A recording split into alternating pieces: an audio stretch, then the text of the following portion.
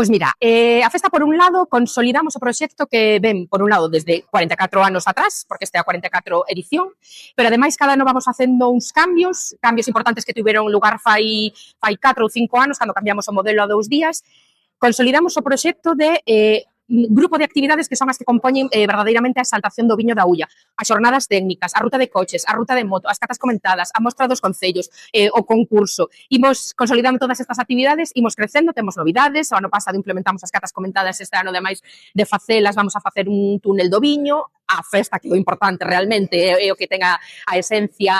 cada ano máis grupos, mellores grupos, así que, bueno, vamos así como festa de referencia da zona, desde logo. Hai unha programación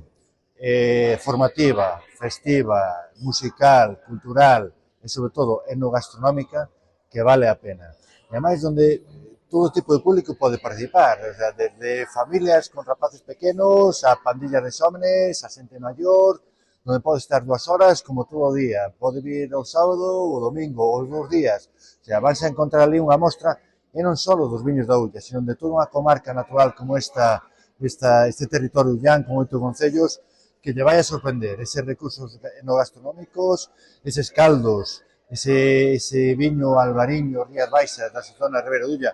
que lle vai a sorprender se nunca o probou, e, como digo, e outros recursos turísticos e sociais e culturais que lle van facer ter ganas de vir en outro momento a disfrutar de toda a comarca.